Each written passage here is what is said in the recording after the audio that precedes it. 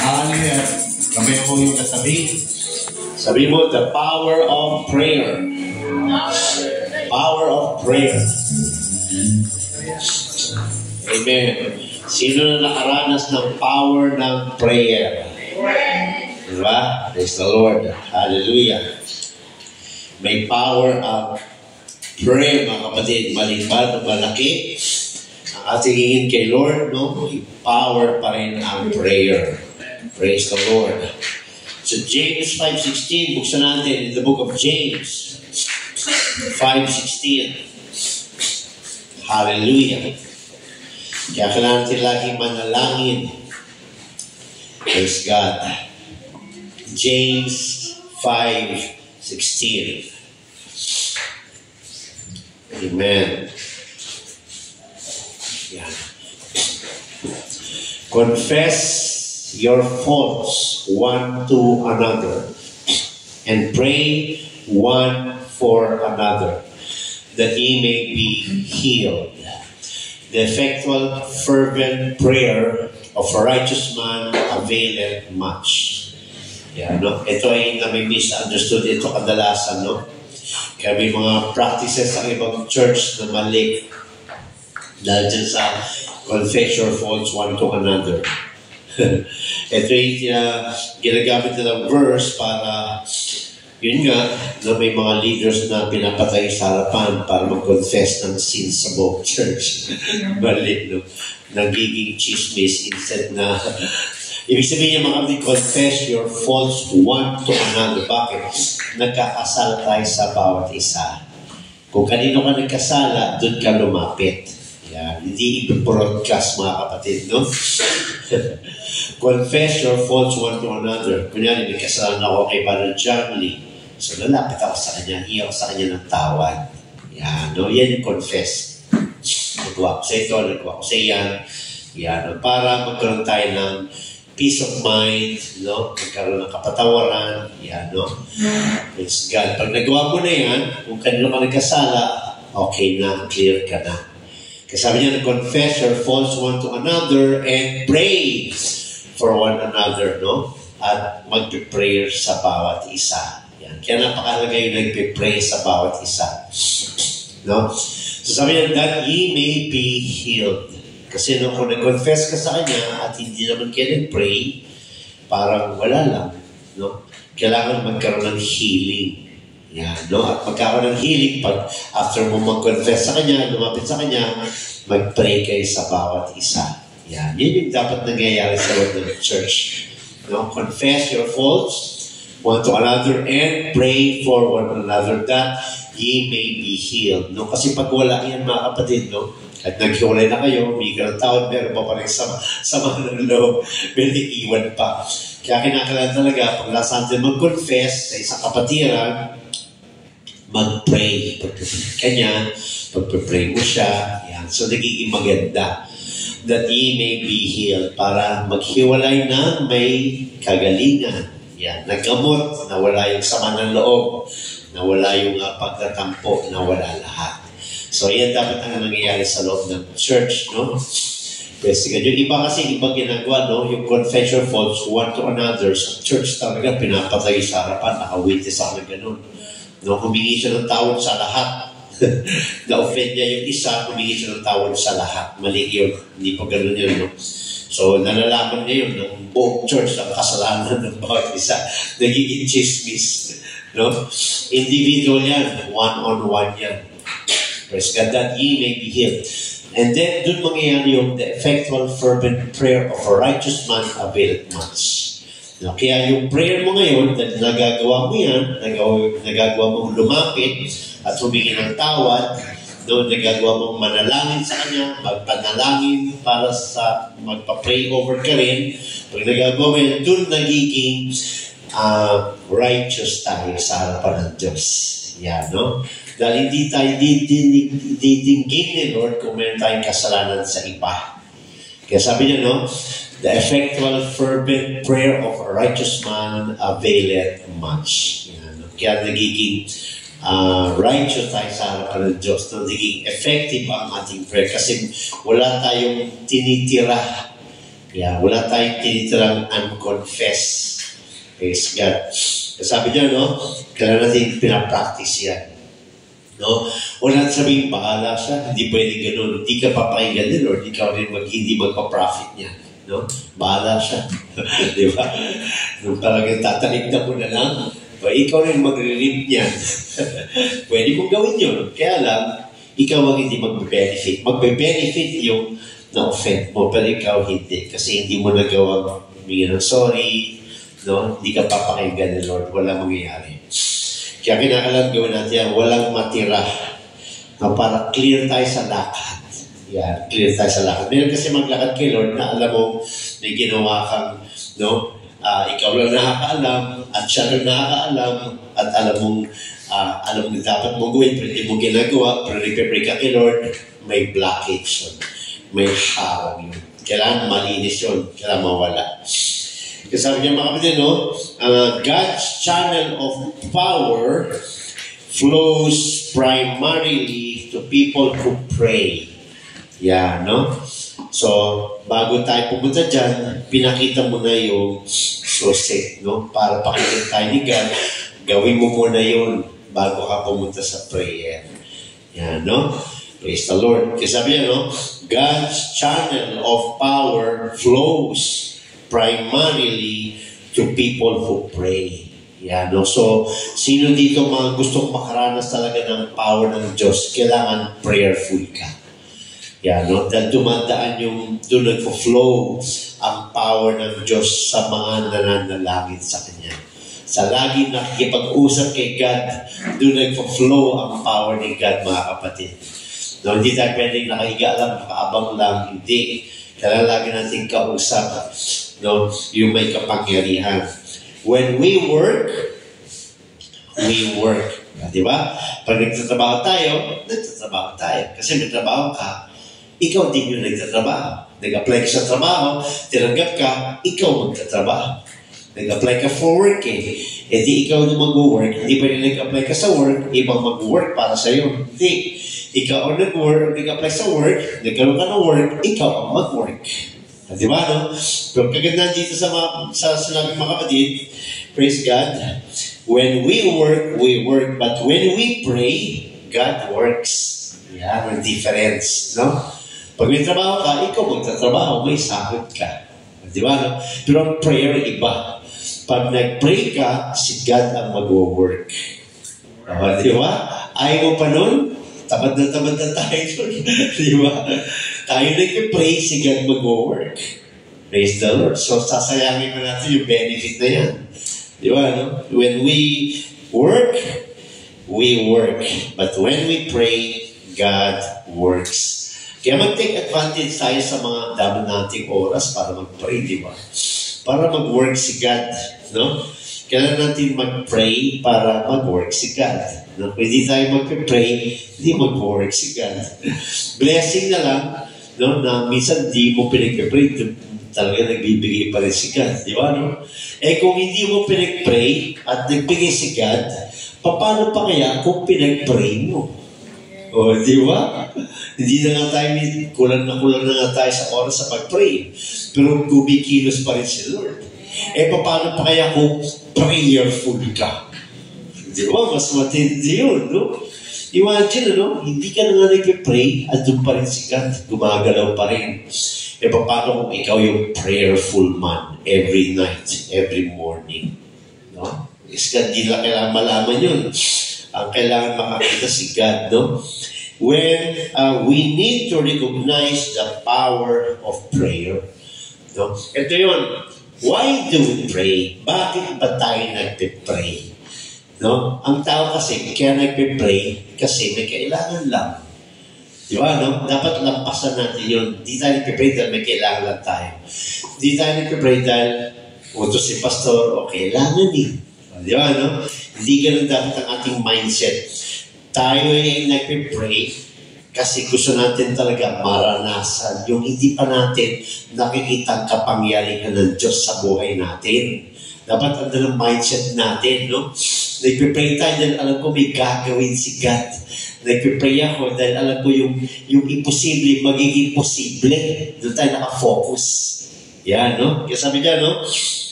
Praise the Lord. We need to recognize, recognize ang power ng prayer. Praise God, no? Excited ka ba na ma-recognize, malaman, masaksihan ang power ng prayer? Mag-pray ka sa mga imposible. Di ba? Para maranasan mo talaga. No, katulad ng mga bata. Kanina, yan ang topic namin kanina. No, gusto ni God, pag nakipag-usap ka sa kanya, parang kausap mo daddy mo. Parang kausap mo yung friend mo. Yan, hindi yung formal, our Father who art in heaven. Hindi ganun. No, gusto ni God, makipag-usap ka talaga sa kanya. Parang tao. O, di ba? No? Our Father ka na our Father. No? Kunyari, nakita kayo ni Brother Kian kanina umaga. Oh, Brad, kamusta ka na? Okay ka lang ba? I hope okay ka lang. Sige, ingat. Okay, no? Kita na naman kayo kinabukasan. Si Kian na naman. Oh, Brad, kamusta ka na? Okay ka lang? Kamusta ka? Ay mo, okay ka lang? Sige, yan. Kita na naman kayo the third day. Oh, Brad, kamusta ka na? Pare-pareho, araw-araw. Baka iwasan mo na si Ian. Nakakarindi ng tenga. Ganyan nangyayari pag puro tayo, our Father who art in heaven, hallowed be thy name. Araw-araw, ganun na lang. Ayaw pala ni God yung gano'n mga kapatid, no? Ililesson din natin yan. Praise God, no? Hallelujah. Kasi, minsan nakikita ko yun sa church, no? Yung bubble prayer.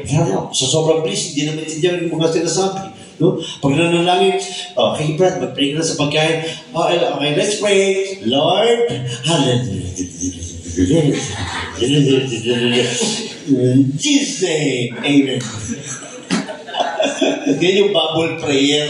No? Hindi na maintindihan, hindi na clear yung Jesus. No? Jesus na lang. Jesus. Ano ba pangalan ng Diyos mo? Jesus? O 5 o 20? Diba? Jesus name. Diba talaga? Gutom ka na ba talaga? Praise God. I learned ng bubble prayer, no? Praise God. Kasi bubble, mabilis. Nagmamadali, no? Pray protection. Protection na naman kanina. Protection na naman. Walang pag-iisip. Sabi na, pray lang na pray. Ay, naroon ng gano'n. Tatakil natin, mga kapatid, no? Amen. So sabi niya, no? We need to recognize the power of prayer. Di ba, no? Kailangan i-recognize natin ang power of prayer. Ba't ako mag-pray? Kasi alam ko, may power ang prayer. Alam ko, may kapangyarihan ang kausap ko. Alam ko, yung creator, gawa nga ni Lord. Kita may mga bata, tinapik namin yan kanina, no? Mga bata, ganun. No? Lord, ikaw nga nagagawa ng earth. Tapos di mo kayo bibigyan ng bisikleta. Gusto na Lord yun. Oo. Gusto na Lord yung ganung ugali. Yung kausap mo talaga parang tao. Di ba, naalala nyo kung paano nag-uusap si God kay King David? Nagkasama si King David. Talagang sa sobrang habitual prayer ni King David kay God, no? Siguro sa kanya, nakikita niya na na-imagine niya na si God pag nakapikit siya sa sobrang may habitual siyang prayer talaga, laging kausap si God. Kaya kung mag-uusap sila ni God, parang tao lang. Di ba sabi pa nga ni God, ba't mo ginawa yun? Di ba binigay ko na nga si God pa na gano'n, nagsisis sa kanya. Di ba, no? Parang tao na si God kausap ni King David. So, binigay ko yung kayaman ni King Saul sa'yo. Binigay ko yung mga anak niya sa'yo. O bakit di ka nagsabi sa akin? Sabi niya, di ka nagsabi ka sa akin. Kung nagsabi ka lang sa akin, ibig sabihin, grabe, ang Diyos pa ang nagsasalita sa tao ng ganun. Di ba? Pinapakita lang doon ng Diyos, mga kapatid, na gusto niyo makipag-usap sa atin ng tao tayo, natural. No? Kasi minsan panipay tayo, God siya. Holy siya. Father siya. Kaya kailangan talagang formal ako talaga. Hindi pala yun ang gusto ni God. Ang gusto pala ni God, pag nakipag-usap ka sa Kanya in prayer, use your own terms. Use your own words. Use your own personality. Di ba? Katulad ni Sister Janelle, pag nakipag-usap siya, personality niya parang bata. Di ba Lord, kasi hindi ako Lord nakapag-aral. Pwede bang ano? Di ba? Sabi ni Kian kanina, kahit na 0.5 na lang Lord, kita mo tumawad pa. Hindi binigay niya ng 0.5. Di ba? Yun pala ang gusto ni Lord. Yun, no? Huwag tayo masyadong discipline sa pag-isalita. Maganda yun. Reverend yun, nasa aral din yun eh. Pero gusto ng Lord, pag nagsalita tayo sa Kanya, yung ikaw, kung paano ka makipag-usap sa kaibigan mo, dapat ganoon din kay God. Ganoon ang gusto pala ni God. No? Kasi sabi niya, no, i-recognize natin yung power ng prayer. Kaya ka nag-pray. So pag recognize mo ang power ng prayer, andun na yung confidence mo. Wala ka ng doubt. Kasi recognize mo, alam mo that there is power in prayer. Di ba, no? Pero huwag natin abusuhin. Lord, di ako nag-review, ikaw na bahala. Hindi naman pwedeng ganun. Di ako nag-review, Lord, ikaw na bahala. Hindi naman pwedeng ganun, no? Kaya nga sabi niya, no? Mag-pray ka, si Lord mag-work. Pero yung prayer kasi, may kasamang may kasamang gawa. Pagkatapos pinag-pray mo. Yan, tapos kikilos si Lord. No? Kasi minsan, no, may naalala ko, no, may lesson. Nanag ko ngayon eh, ginagawa natin utusan si Lord. Utusan. Utusan na, Lord, gawin mo nga ito, Lord. Lord, gawin mo nga yan, Lord. Hindi talaga wala kayo na ginagawa. Nagpe-pray ka na lang. Talaga, prayer request talaga. Request ka na lang ng request. Wala ka nang ginawa. Puro ka na lang request. Ginagawa na natin utusan si Lord. No? Hindi rin pwedeng gano'n. Kasi may instructions for paano siya kikilos. Kasi sabi niya, we need to recognize the power of prayer when we pray correctly. Yan, no? Okay, tatapin natin yan next, no? How to pray correctly. Amen. God does answer prayer. Matter of fact, you can go to a house without being there through prayer. Diba? Kung paano ka makipag-usap. Di ba yung sundalo sa Bible? Lord, kahit hindi mo nabanggitin na pumunta ka sa bahay, kahit na hindi ka na pumunta sa bahay ko, Lord, sabihin mo lang, di ba, sabi ng sundalo, na magaling na yung anak ko, uuwi akong magaling.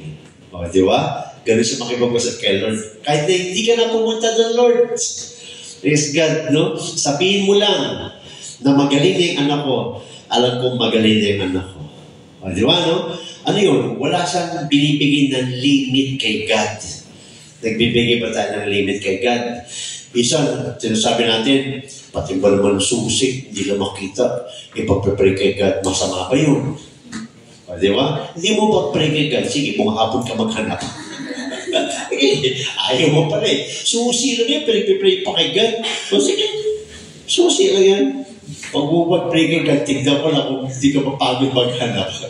May ways si God eh. May ways si God. Naalala ko nandun ako sa Saudi Arabia, sa office ko. Yung una kong office, buong floor, laki. Naka-carpet. Tapos binigyan ako ng daddy ko ng relos na super, super, super antique. Yan, talagang pamana niya sa akin. So, sa sobrang antique, natanggal yung salamin. Tapos natanggal yung manipis pa sa karayom. Manipis pa sa karayom na second hand. Manipis pa, second opinion. Ba't nawala? Nawala yung kamay. Hanap ako ng hanap. Pagtapos dito, wala. Hanap ako ng hanap. Wala talaga. Naalala ko, pwede ko palang pag-pray. No? Pwede ko palang pag-pray. Alin doon mga kapatid, malit pa at mas manipis pa yung sa karayom, tapos kulay gold. Ang carpet namin, beige. So lalo may hanapin. No? Sabi ko, kung isip mo yung tao, isipin mo, imposible makita ko pa yun.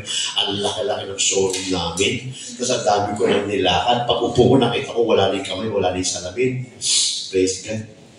Pinag-pray ko mga kapatid. Napagod kasi ako. Umupo na ako sa mesa. Tagal-tagal ko mag-ikot sa showroom. Oh Lord, antique yun Lord eh. Antique yun Lord. Pakita mo sa akin, bigay sa akin ng tatay ko yun Lord. Pakalaga sa kanya yun eh. Ano yung mga kapatid, no? Ilang steps lang ulit pagtayo ko, pag-pray ko. Ilang steps lang ulit. Makita ko yung kamay. Praise God. Kaya alam mo, wala dapat nagbibigay ng limit sa prayer. No? Kaya nga minsan tawag ko sa sarili ko, spoiled. No? Kasi lahat na lang hinihingi ko. Na isa ko pag-experience mga pagbaba ko ng hagdan, pag nagsala sila, labas din ako, doon din ako. Pero contest, ko, bakit yung isa Nabutas pala, nawala pala yung glass ng isa. Nagsalapit ko na tanggal. Naghahanap ko dito sa kalye. Naghahanap ko, di ko makita, kaya ako naging sa kalye. Saan ba yun? Yung mga nilakara ko, binaligay ko, stigil ulit ako. Pagod na naman ako. Naalala ko, pwede magpag-pray. Kaya ako, praise God. Nalagay ko sa Facebook yan in-upload ko yung tagal na Ako, Lord, mahal magpagawa ng salamin. Pakita mo sa akin yung salamin kung nasaan. Nagkano lang sa akin sa mind ko. Sabi ni God, lumakad ka ng pakaliwa ng palayo. Hindi lumakad. Ba't isip ko, sige, lakad lang ako. Lakad lang ako ng pakaliwa, palayo. Sabi sa akin ni Lord sa isip ko, tumalikod ka. Pag talikod ko, suminag. Tinamaan ng araw. Yung glass. Kaya nakita ko mga kapatid. Binalikan ko. Salawin ko, nakamit ko ulit. Ito yun, walang imposible kay Lord. No? Lahat mo kailangan spoiled tayo pag nag-pray tayo kay God. Alam mo, spoiled yung baby, hingi na hingi, kahit alam niya wala pera tatay niya, gagawin pa rin niya yung damit ng tatay. Piso. Di ba? Blow ice cream. Di ba? Sa kakulitan natin, binibigay ni Lord. Di ba nasa Bible yun? Nakulitan yung judge. Alam niyo, yung judge na nakulitan sa babae, na humingi ng tulong, di siya tinantanhan. Ano sabi sa Bible doon, no? Sabi ng judge, kung hindi ko ito pagbibigyan, hindi ako titigilan ito. Di ba? So, pag may hiningi tayo, no, maging natural lang tayo kay Lord, magsumbong, magsabi. No, dahil doon natin maranasan yung flow ng power ng prayer ni God. Kasi sabi niya, no, we need to recognize the power of prayer when we pray correctly. God does answer prayer. Matter of fact, you can go to a home without being there through prayer. Diba? Some teach that we need to pray to obey. No? Some teach that we need to pray to obey. Kailangan mo daw mag-pray para makasunod. In obedience to God's word and not for profits. No? Pinagpipray mo daw na maging masunurin ka. Tama yun, di ba? No? Lord, tulungan mo naman ako na maging obedient na ako sa iyo, na maging mabait na ako sa iyo. Yan ang turo ng iba. Pero sabi nito, no? Some teach that we need to pray to obey in obedience to God's word and not for profit. This is not true. Hindi yung totoo. No? Nagpe-pray ka para maka-obey lang. Hindi. Ang totoo niyan, nagpe-pray ka para mag-profit ka. Para mag-benefit ka. Bakit? Kaya ka nagpe-pray kasi sa mga bagay na hindi mo kaya. Magbe-benefit ka. Hindi nagpe-pray sa isang bagay dahil kaya mo. Hindi. Kahit sa isang bagay na kaya mo, di ba kaya mo mag-drive? Di ba kaya mo mag-motor? Di ba, no? Di ba minsan pagka nag-motor tayo, lalo na pagka usap nga kami ni Brother Giro isang araw, no?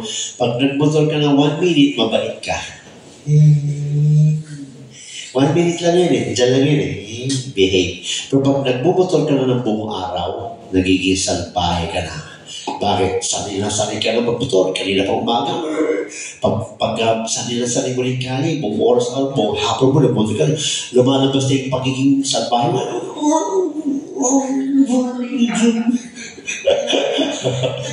Di ba? Ha? Kamote rider. Kamote rider. Nung naranasan ko yan.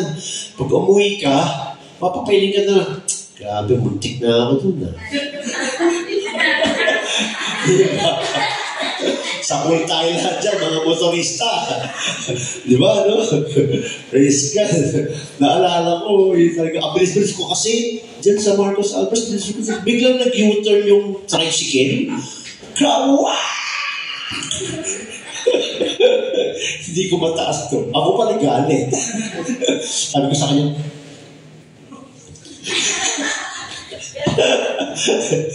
sabi niya rin sa akin, ay ko, okay. Sa araw, pas ako, nabangga ko yung nagbibisikleta, napabilis siya. Buti ni-respect ko yung kanyang gulog.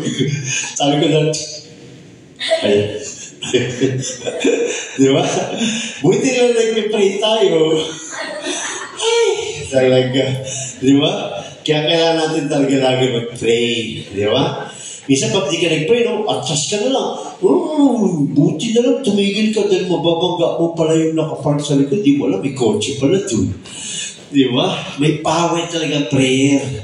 Hindi mo talaga pwede i-limit yung prayer mo sa malilit na bagay. No? Sa malilit na bagay, ipag-pray mo pa rin, no? So, sino ba nagsabi kanina? Meron ako si Brother Kian. Totoo yun. Salamat at buhay ka pa. Totoo yun. Di ba? Sino mag-expect na last night mo na pala? Sino mag-iisip ng ganun? Di ba hindi nag-iisip tayo ng ganun? Inisip mo bukas pa, may plano ka pa rin bukas. Hindi mo alam, di ba? Sabi nga Lord sa lalaking nag-happy-happy na, di ba? Sabi Lord sa lalaking nag-happy-happy na lang hangan. Sabi sa kanya ni Lord, di ba? Sino nagsabi sa'yo, buhay ka pa bukas? Di ba?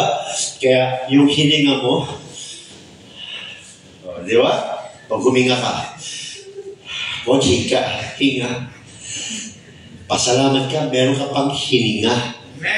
Di ba? Grabe, yung mga milyonaryo ngayon, di ba?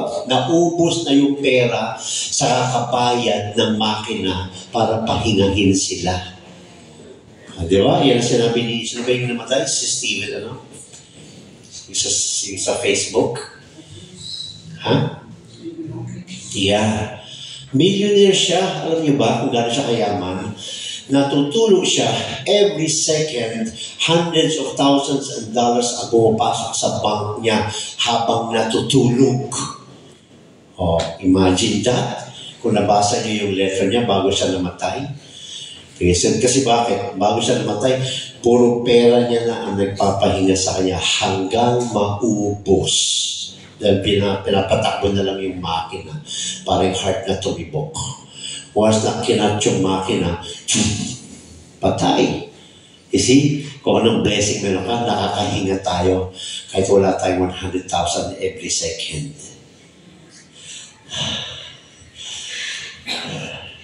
Di ba? Di ba? Kahit may sipon ka pa. Libre. Isipin mo kung binigyan ni Lord ng metro yung loan. Sandali, tignan kayo pumapayad ko. I-mirror ko muna. Ay, grabe, 5% na lang. 5% na lang, wala na akong hangin.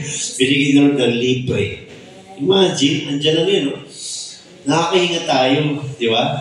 Kaya walang imposible sa Diyos. Kaya kailangan talaga lagi magpasalamat, Lord, thank you sa bagong gising, sa masarap na tulog. Di ba? Thank you, Lord, sa panibagong kalakasan. No? Kahit di tayo mayaman, normal yung katawan mo.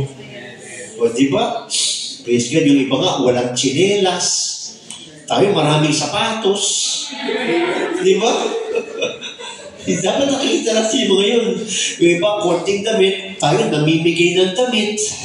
Kita mo, dapat nakikita natin yung mga kapatid. Praise God. Ako, kita ko yun. 4 na to eh. Praise God. Sasabi natin, no? We must recognize the power of prayer. Kaya abusuhin mo. No? Hindi masama yun. Paano abuso, Pastor? Huwag ka mag-limit kay God. Bakit? Sikat naman ang naghahadlan kung sobra na eh. Sikat naman ang nagsabi, hindi anak, sobra ka. O, di ba, no? Kaya sabi mo, Lord, gusto ko magkaroon ng tulong. Walang masama doon. Di ba? Praise God. Hallelujah. So sabi no? Pag tayo nag-pray correctly, God does answer prayer. Kahit imposible, kayang sagutin ng Diyos yun. So maganda kasi pag na-debetul na itong sundalo na ito, pray niya sinabi niya kay Jesus, Lord, banggitin mo lang. O, di ba, no? Banggitin mo lang. Katulad ni Peter, di ba? Banggitin mo lang, Lord, na makapunta ako sa dyan. Banggitin mo lang, Lord, na makalakad ako sa tubig. O, sobra ba yun? O, di ba? Ba't hindi niya subukan sa swimming pool? Diba? Hindi ko alam. Mahalay mo. Di ba? So sabi niya, no? Some teach that we need to pray to obey in obedience to God's word and not to profit. This is not true. Ang tunay talaga is you pray because you will profit. Kaya tayo nipipray, no? Kunyari, pinipipray mo na mag-obey ka sa word of God. May profit yun. No? Bibigyan ka Lord ng heart, palaksin Lord yung konsensya mo. Ano na ang trabaho ni Lord, no? Para magbago ka. Pero kung hindi mo kasi pinipipray, wala mangyayari. No? Kunyari, masama kang tao. Pagbibi, Lord, sama ko Lord, di ko kayo magbago. Tulungan mo ako Lord magbago. O, di ba ganyan? Lord, masama akong tao. Formal na formal yan. Tulungan mo ako magbago. May sumagot siya dyan. Oo. Diba? Maging real tayo. Maging true. Maging honest kay Lord, no? Hallelujah. So sabi niya, no? We pray to obey. We pray to profit. Kaya ka nagpipray para makasunod, pero hindi natapos doon. Sino nagpa-profit? Ikaw din. Kasi nagpa-pray ka na mag-obey ka, anong profit mo doon? Na nag-obey ka talaga. Talagang nagbago buhay mo. O, di ba? So, lahat tayo may kakulangan pa rin. Ipag-pray natin yun. Lord, ganito ako, may ugali akong ganito, Lord. Ipag-pray mo kay Lord. Di ba? Lord, mainit ka ng ulo ko eh. Pag-pray, alam niyo ba mga kapatid, kung kilala niyo ko dati, napaka-mainitin ang ulo ko. Sobra. Na-imagine niyo ba? Na-imagine niyo? Na-imagine niyo ba? Ganyan ang pastor niyo? Ano? Talaga? Bakit? Opo daw. Mga kapatid, sa Bertol, opo daw. Ba nag-heart sila? Masama ako talaga ng mga kapatid. Mainit ang ulo, walang patience, walang tiyaga. I hate waiting. I hate looking for my things. Andyan ako talaga lahat. Grabe. No, binabatukan ako ng mami ko sa sobra akong ganyan. No? Pero yun ang hiningi ko, Lord, tanggalin mo na sa akin sa Lord. Lord, gawin mo ko malambot. Lord, nawala talaga yun. Kaya hindi opo. Hindi kasi hindi na nasaksyan yung original. Kaya gano'n mga kapatid, napagpay natin kay Lord. Aalis si Lord yun, no? Praise God. Dati, napaka-high ng standard ko. Kailangan ganito, kailangan ganito, kailangan ganyan. Pag hindi ganyan, hindi na lang. Ganyan ako dati mga kapatid, hindi nyo ako nakalala ng time na yun. Pero nung nakalala ko sa Lord, at nakita ko na pwede pala baguhin Lord ang lahat, mawawala lahat yun. Aalisin Lord lahat yun mga kapatid. Hallelujah. Kasi sabi niya, no? God has established a law of prayer. Nakapag-establish si Lord ng law of prayer. No? Makita natin sa first, I will move when you pray. O, di ba? God will move when you pray. Praise God. So, blessing na yun. Nagbitaw na nga si God din, no? Nag-establish siya ng law of prayer. I will move when you pray. Kung saan natin 2 Chronicles 7:14. 2 Chronicles 7:14. Yan. Baba. Baba. CH. CH. Baba. Corinthians. Nasa New Testament ka eh. Yan. 2 Chronicles 7:14. Yan. No, sabi niyan, if my people which are called by my name, sino ba yan? Tayo na yan ngayon. Di ba? Tinawag ka? Praise the Lord. If my people which are called by my name shall humble themselves. Yan. Yan yung standard ni Lord. Yan yung law of prayer ni Lord. Humble themselves and pray. Excuse me. And seek my face. Di ba pray ka natin yan? Seeking the face of God. Hindi seeking the hands of God. Seeking the hands of God, may kailangan ng kaya nag-pray. Seeking the face of God, seek God ang desire mo talaga. and turn from their wicked ways. Hindi pwedeng isinsik mo, dinidisapot ka, pero ayaw mo tumalikod sa kasalanan. Wala mangyayari. Kailangan yan masunod lahat. And turn from their wicked ways. Then, may promise, I will hear from heaven and will forgive their sin and will heal their land. You see? Praise God. So, ano yung mga susi? Number one, maging humble tayo. Hindi tayo pa rin maging judgmental. Humble tayo. Magpakumbaba tayo. Makita sa atin yung laging nagpapakumbaba. Ano pa? Prayerful tayo. Yeah, no? Prayerful tayo. And ano pa? Si God ang desire natin. Seek God's face. Amen, no? Praise God. Ano pa? At taligdan na yung mga maling ginagawa. Praise the Lord. No? Taligdan na. So, mula sa malaki hanggang sa palit-palit, taligdan na lahat. Yeah, no? And turn from their wicked ways. Ano ito mga kapatid eh? Stages to in life. Stages to in life eh. Praise God. Natututunan natin yan, no? Pero pag pinag-pray natin, sino magtutulong sa atin. Then sabi niya, then will I hear from heaven. Then, sasagot na siya sa iyong mga panalangin. And will forgive their sin. At magpapatawad siya. Yan. At sabi niya, and will heal their land. Solution. So, solve niya. Lahat ng kailangan mong sasagutin ni Lord. Yan. Pero number one, humble. Magpaka-humble tayo. Prayerful. Hindi sarsikat. Taligdan na kasalanan. Yan. No? Apat siya. Humble, pray, seek God, and turn from your wicked ways. Apat siya. So, magpapaka-humble ka, and then magpapray ka kay God. Tapos sa prayer mo siya, hindi desire mo. Gusto ko talaga magbago. Yan. Tapos pagkatapos mo pray, kailangan itigil ko na yung mga ginagawa ko. Yan. Yan yun. Kailangan magawa natin yun. No? Mula sa malaki hanggang sa maliliit. No? Pag nag-pray ka, sagutin ka na ni Lord. Pag nakita niya ng yung anak ko talagang gumagawa na parang sumusunod na. Then yung prayers natin magiging matitindi.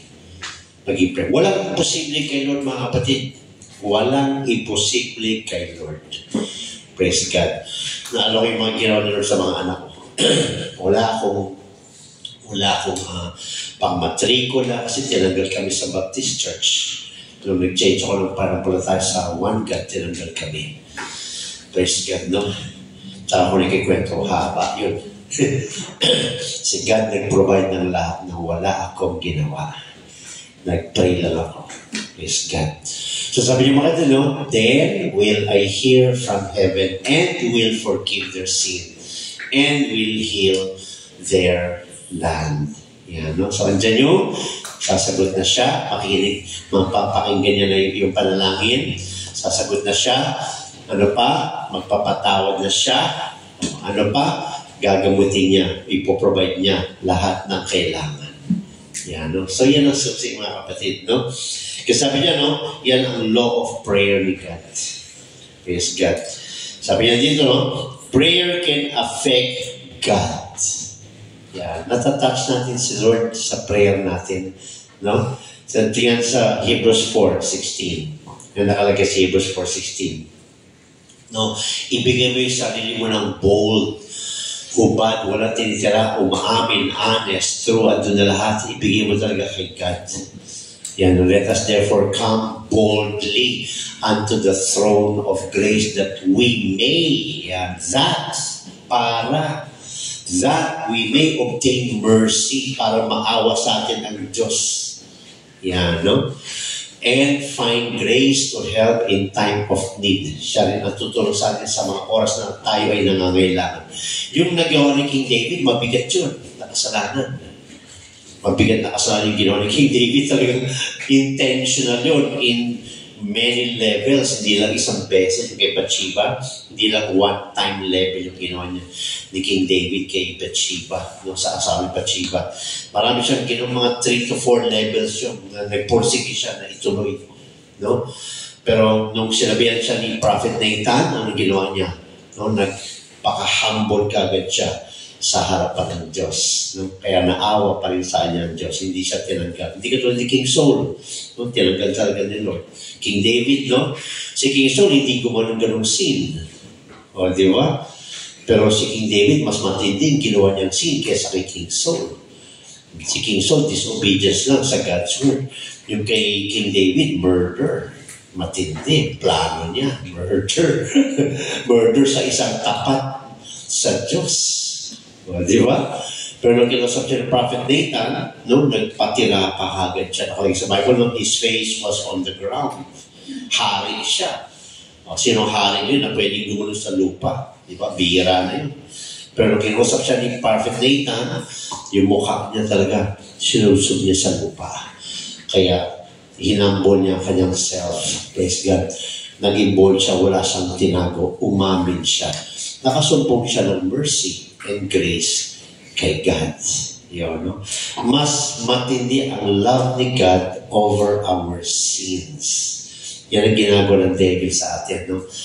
Pinapaalala sa atin yung great sins na nagawa natin for us to forget that our God is merciful. Yan ang ginagawa ng devil. I-reverse natin, no? Hindi natin sinasabi nga gagawa ka ng matinding sin dahil merciful si God. Hindi. Ang sinasabi dyan, merciful si God. Anumang sins ang nagawa mo, merciful si God magpatawad, no? At sumagot sa mga tunay na lumalapit at humingi sa kanyang tawad. Praise God. Kasi sabi niya, God has established a law of prayer. I will move when you pray. Kaya kung magpipray tayo, God will move. Prayer can affect God. Naramdaman ni God, no? It does have an influence. Praise God, no? May influence yan kay God yung ating prayer. May influence yan, no? Sa ating prayer, mapapamove natin si God. Kahit galit na si God. Di ba kay Jonah? O, di ba? Praise God, tigas ng ulo ni Jonah. Praise God. Pero dahil sumunod pa rin siya sa huli, nagbago pa rin yung plano Diyos. Hindi na niya tinupok ang Ninive. Di ba? Praise God. No? Na-apektuhan si God pag nagpipray tayo. Kasi anak ka niya eh. Di ba yung baby natin pag umiyak, o tama na, bebe na, okay na. No? Bebe ba? Tama ba, bebe? No? Bebe na, okay na. Di ba? Ganun tayo pagka umiyak tayo kay God. No? Nagpapakumbaba. Baby tayo ni God eh. Baby tayo ni God. Praise God. Kasi sabi niya, no? It does have an influence. No? Na-influence natin si God pag tayo nag-pray. Pag tamang prayer, the Lord will not act independent of the prayers of His people. Hindi siya gumagalaw, no, independently na wala kang ginagawa. Yan ang sinasabi dito, no? The Lord does not act. No? The Lord will not act independent of the prayers of His people. Kaya siya nag-a-act. Kasi nag-a-act ka rin. Oh, no? Ang independent kasi, solo. So, hindi gano'n si Lord. Si Lord ay gumagalaw dahil gumagalaw ka. Yan. Basahin natin mga kapatid. Matthew 7, 7 to 11. Matthew 7, 7 to 11. Amen. Hallelujah. Ask and it shall be given you. Yan. Ask ka, para magbigyan ka. Seek and ye shall find. Maghanap ka para makita ka. Knock and it shall be open unto you. Di ba? So gagalaw si God kung gagalaw ka. 8. For everyone that asketh receiveth, and he that seeketh findeth, and to him that knocketh it shall be open. 9. Or what a man is there of you, whom if his son asks bread, will he give him a stone? Or if he asks a fish, will he give him a serpent? Diba? Praise God. 11. If then, being evil, tayo yan, know how to give good gifts unto your children, how much more shall your Father, which is in heaven, give you good things to them that ask Him. Kung tayong mga makasalanan noon, no, kahit na hanggang ngayon, na saved na, no, ano pa rin tayo, tao pa rin, kaya natin gumawa ng mabuti, lalo na kaya ang Diyos. Di ba? Yes, God. 12, therefore, all things whatsoever ye would that men should do to you, do ye even so to them. No? Therefore, all things whatsoever ye would that men should do to you, do ye even so to them. For this is the law and the prophets. Kung ano yung gusto mong gawin sa iyo ng mga tao, gawin mo rin sa kanila. So, ano yung sabihin nito? Antay mo silang gumawa na gano'n. Hindi. Gawin mo na yun. Dahil yun din ang babalik sa iyo. Yan, no? Kung ano yung gusto mong gawin sa'yo ng tao, gawin mo sa kanila. Hindi, huwag mo nang antayin. Ibig sabihin, ito yung lifestyle na gumawa ka na ng mabuti sa tao para yan din ang balik sa iyo. Yan, praise God. For this is the law and the prophets. Praise God, no? James 4, 2 and 3. Basa natin. James 4, 2 and 3. James 4, 2 and 3. Yeah. Ye lust and have not. Ye kill and desire to have and cannot obtain. Ye fight and war, yet ye have not because ye ask not. Kaya ito magkaroon ng mga gera. Dahil kanya-kanyang pilit. Ito gusto namin, pero hindi naman sila nag-pray kay God. Diba? Kaya hindi na solve. Kasi sarili na. No? Kaya ye lust, self na. Ye lust and have not. Ibig sabihin gumagawa ka sa sarili mong paraan. Yan. Ye kill sa sobrang sarili mong paraan, nakakapatay ka na. And desire to have and cannot obtain. Ibig sabihin, no? Sa masamang paraan, nakakagawa na. Pero hindi mo pa rin magets.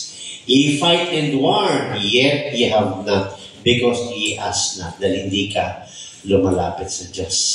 Itong isa naman, ye ask, ito naman humingi, and receive not, pero hindi nakatagap, because ye ask amiss, ibang motibo, bad motive, bad plan, that ye may consume it upon your lust. Praise God, no? Para mo naman palasak ang sarili. So wala rin. Praise God. Kasi sabi na, prayer is not telling God. No? Take note, ha? Prayer is not telling God what He can do. Kasi kaya ng Diyos ang lahat. So, hindi mo sinasabi sa Kanya anong dapat niyang gawin. Una sa lahat, hindi mo nakikita yung bukas. Siya nakikita niya. So, hindi ka pwede mag-dictate kay God kung anong dapat niyang gawin. I-report mo lang kung anong kailangan mo. Kung anong plano mo. Si God bahalat mo. Kasi sabi niya, prayer is not telling God what He can do. Prayer releases God to do what He wants to do. Nire-release niya ang gusto niya para sa iyo. Yan, di ba? So, hindi ka nag-uutos sa Kanya, Lord, gawin mo to sa akin, gawin mo to yan. Hindi nag-uutosan ng Diyos eh. No? Nagpe-pray ka para ma-release ni God sa atin yung gusto niya para sa iyo. Dahil mas kilala ka niya kaysa sa kilala mo yung sarili. No? In Mark 10, Jesus knew what blind Bartimaeus wanted, yet he still asked him. No? Tinanong pa rin siya kung anong gusto niyang kay Lord Jesus. No? Alam ni Jesus, God siya in the flesh eh. Kung anong gusto ni Bartimaeus eh. Pero still, tinanong siya, what do you want? Di ba? Praise God. Story ni Bartimaeus. But yet he still asks him. Prayer changes history. No? Basta natin Exodus 32, 9 to 14. Exodus 32, 9 to 14. Malapit tayo tapos. Amen. Exodus 32, 9 to 14. And the Lord said unto Moses, I have seen these people, and behold, it is a stiff-necked people. Tigas ang ulo. Di ba pag may stiff-neck tayo, hirap tayo tumingin sa left. Brad, Ano, Brad? Di ba? Basta nga na, okay lang. Hindi ka makamit. Matigas, ayaw sumunod. Matitigas ang ulo ng Israel. Sabi Lord kay Moses, nakita ko yung mga tao ito, mga stiff-neck, mga matitigas ang ulo. Now therefore, let me alone, sabi ng Lord, no? That my wrath may wax hot against them. Praise God. Galit na talaga si God. And that I may consume them. Ubusin ko sila. And I will make of thee a great nation. Papalitan ko sila. Bibigyan kita ng great nation. Papalitan ko rin sila. Ubusin ko yan sila. Nasabi nito mga kapatid, si Moses, no, nakipag-usap kay Lord mga kapatid. Sabi niya, and Moses besought the Lord his God and said, Lord, why doth thy wrath wax hot against thy people? But God nagat kayo sa kanila, which thou hast brought forth out of the land of Egypt. Di ba kayo nagpalabas sa Egypt? With great power and with a mighty hand. Di ba kayo nagpalabas sa kanila? Wherefore should the Egyptians speak and say, for mischief did he bring them out to slay them in the mountains?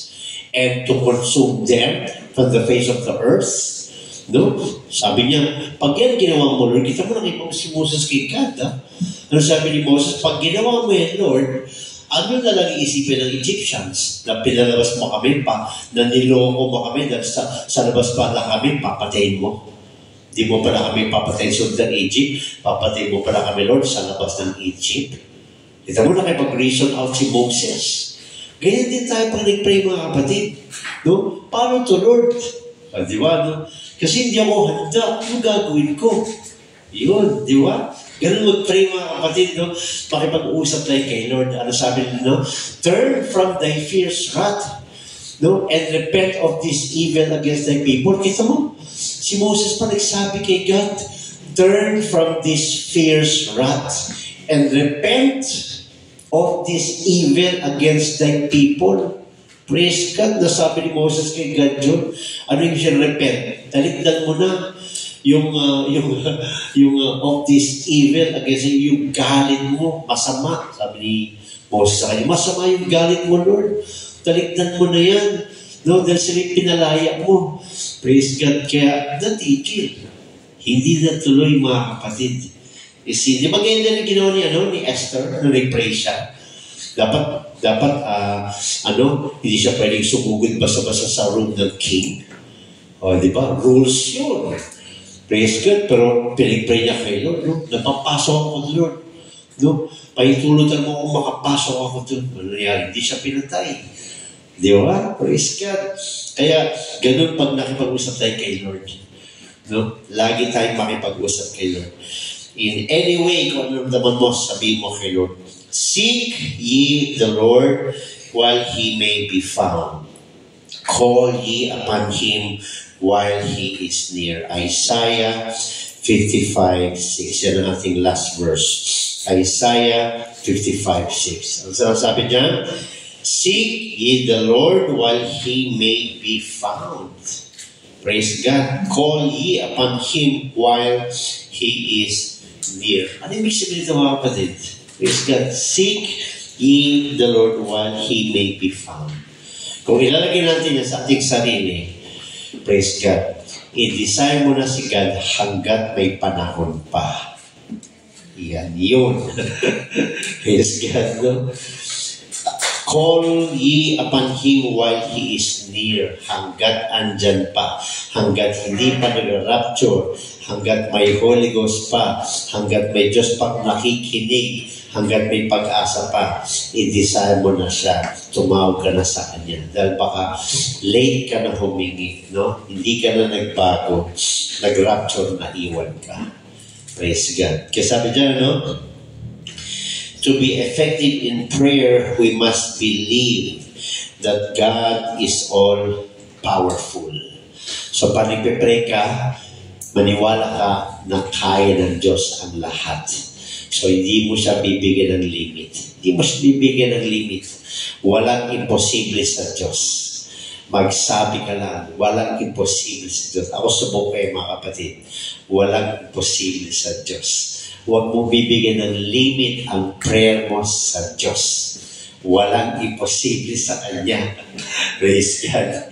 Hallelujah. Nung huminga ko ng sasakyan sa kay Lord, bigla na tumawag sa akin, ko, ano gusto mo kotse? Ito.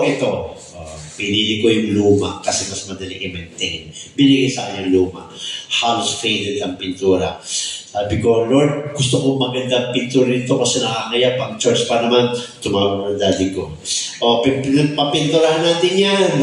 Kita mo, huwag kang magbibigyan ng limit kay Lord dahil kaya ni God ang lahat. Kaya mag-develop sa atin kaya pag-ibigay tayo, banggitin mo lahat kay Lord, no? Sabi niya, seek the Lord while He may be found, call ye upon Him while He is near. To be effective in prayer, no? Kung gusto mo maging effective ka sa iyong prayer, sabi dyan, we must believe. Yeah, we must believe. Kasi insult kay God. Pagka may doubt ka, insult sa Kanya. Di ba sabi niya kay ano yun? Kay Sarah, ba't ka tumatawa? Di ba? Insult kay God pagka tawanan mo lang, baliwalain mo lang, di mo paniwalaan, insult kay God yun. Kaya sabi ni God, kay Sarah, ba't ka tumatawa? May posible ba sa akin? Grabe, no? Glory to God. No? Kaya ganun, Lord, alam ko walang imposible sa Lord. Pero I think gusto ko, Lord, okay, magsabi ka kay Lord. No? Kasi sabi niya, to be effective in prayer, we must believe that God is all-powerful. All-powerful. And that He can do anything He wants to. He can do anything He wants to. Di ba? Nagawa nga ng Diyos na banal, mahayag sa laman. Anong hindi niya kaya gawin? No? Diyos na walang suka, nagkaroon ng katawan. Babaeng hindi pa nagalaw na buntis dahil sa Diyos. Kaya ng Diyos ang lahat, mga kapatid. Kaya ng Diyos ang lahat. Walang imposible sa Diyos. Kaya dyan tayo nagtatapos, mga kapatid. Hallelujah. Banggitin mo na ngayong gabi lahat ng gusto mong banggitin. Praise God. Hallelujah. Dahil ang Diyos ay sumasagot sa panalangin. So God be all the glory. God bless everyone. Thank you, Lord. In Jesus' name, amen. Thank you, Jesus. Thank you, Lord. Amen. So